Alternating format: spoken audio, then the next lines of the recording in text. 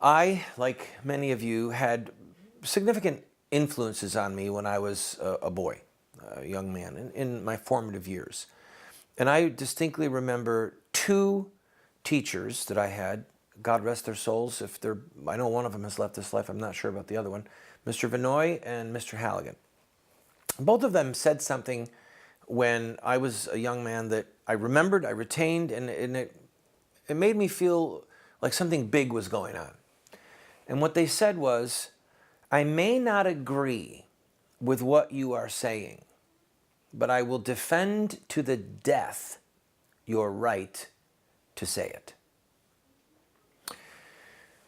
As we debate internally in America the showing of the cartoons, I want you to understand that there are so many dynamics at stake. For example, maybe there are companies that are thinking, look, when the cartoon crisis happened with the Danish a few years back, there were buildings that were burned to the ground, okay? There were people whose lives were at risk because of these cartoons, and we just don't want to do that, all right? We don't want lawyers, we don't want lawsuits, we don't want wrongful death lawsuits, we don't want people saying, why did you do this when you knew it might put us at risk? So it could be that. It could be fear masquerading as wisdom. I really believe that the phrase, wisdom is the better part of valor, was probably penned by a coward.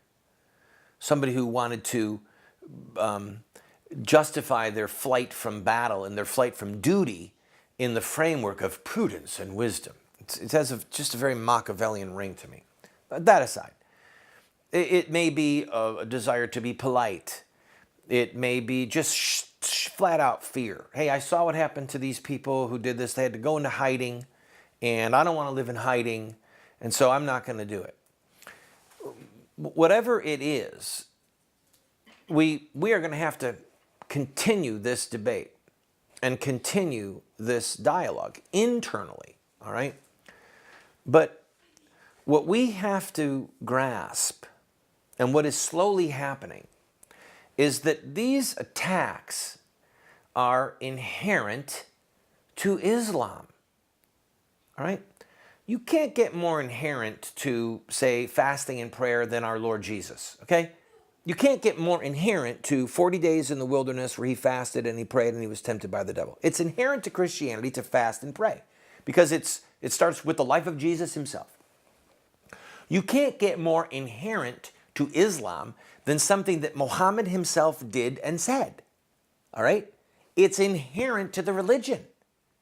Muhammad ordered people to be killed, murdered, executed. A woman killed in her bed for writing poems against Muhammad. It's inherent to the religion. And this is why it's so critical for us to read Islamic sources, to read Islamic history, and to understand what is going on in their minds. It's not our narrative that matters so much at this point. It's their narrative. It's their story. And if we want to get in their head, we've got to understand what they think. And if we want to understand what they think, we have to say, they're studying Muhammad. Well, what did Muhammad say? What would Muhammad do? That's their narrative. If you like what you're watching, please watch this following commercial and stand with us if you're able.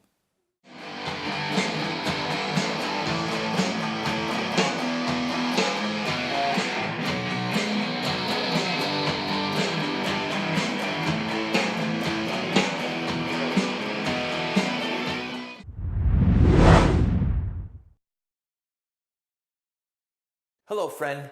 This is our new television studio, music studio, and documentary studio. Almost done. We're so close. It's been months and months of labor.